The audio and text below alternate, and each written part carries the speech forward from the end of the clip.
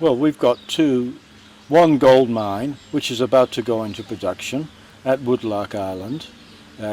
That's Woodlark Island Mines, or Woodlark Mines. That's owned by Cooler Gold, a company that's registered on the Australian Stock Exchange. We've got another mine on Milne Island owned by Milne Mining. They both want to dump their waste into the sea. Submarine Tailings Disposal, STD. Right, so away they go. The Woodlark Mining appears to be the company that's likely to first start to want to dump its tailings into the sea. And that's something Cooler Gold, which is registered in Australia and operates out of an office in Sydney, could not do under the laws of New South Wales. I mean, our problem in Papua New Guinea is we are stupid. We let them come into our country and run substandard operations. That's how stupid we are.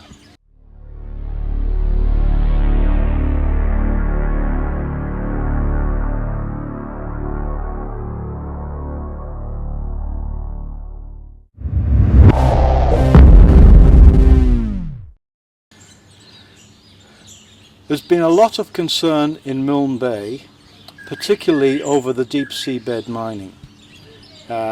Virtually all of Papua New Guinea's waters in the Bismarck Sea and in the Coral Sea have been divided up into tenements and have been essentially handed out. The Milne Bay people are just getting aware of this, and particularly that area of sea between Misima and Woodlark Island. That's all been divided up. There's prospecting going on there, and I haven't heard of any Milne Bay person who actually wants this. Now, it could be that the politicians want it, but they're not saying anything. Essentially, I think because they're frightened. And they're keeping their mouths shut, and it's becoming now a major political issue, because Milne Bay has a fairly large number of people who've participated in the mining industry. We had a mine in Misima. It ran for 12 years and it finished. So one of the experiences of Milne Bay is we know what mining is about. You get left a hole in the ground, you have a whole lot of waste dumped in the sea, because Misima Mines, Placer, did submarine tailings disposal, dumped the stuff in the sea, and we now know that there are high elevated metal levels in the biota all around Misima Island, not just where they dumped in the sea, but all around the island.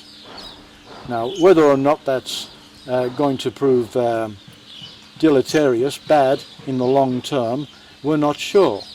But it wasn't like that before.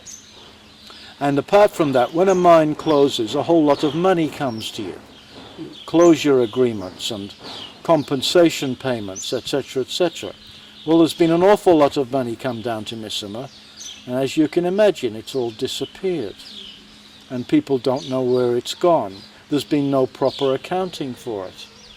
So there is a legacy of mining from one part of Milne Bay that the other parts of Milne Bay that are about to go into mining need to know about.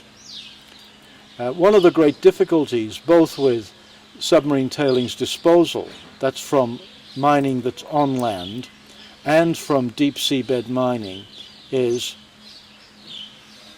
where will the waste go? Now, the mining oil companies all say it's all going to stay in the bottom of the sea. And frankly, I don't believe them.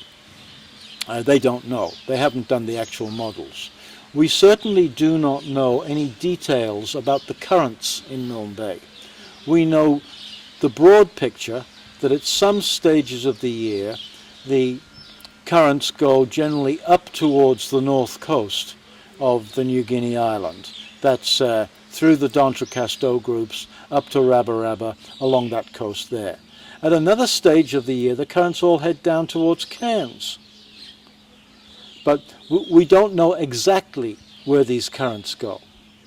Of course, the miners say there will be no upwelling, meaning we're going to put it at the bottom of a big hole and it won't float up. Frankly, I don't believe that at all.